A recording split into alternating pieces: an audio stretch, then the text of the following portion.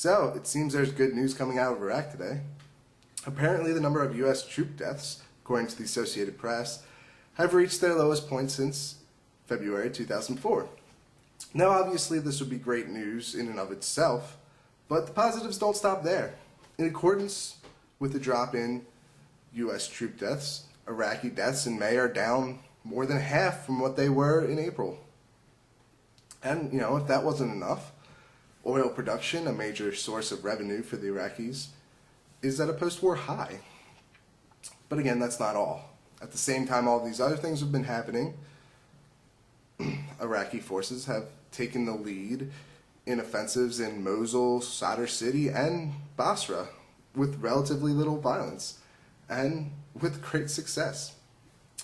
So this string of extremely important developments in Iraq certainly must have set the headlines at all the major newspapers ablaze, right? Well, let's see. The New York Times apparently found a story about China's Olympic team and the 50-year decline in Baghdad's Jewish population to be more imperative than what's happening in Iraq.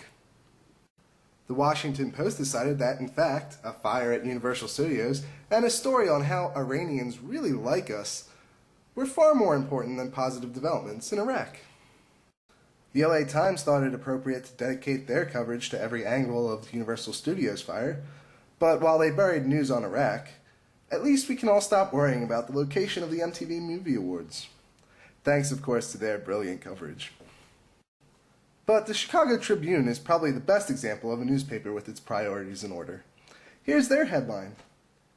Quote, "Easing the traffic mess around train stations." Oh, and of course they made the decision to run a story about the dangers of lawnmowers.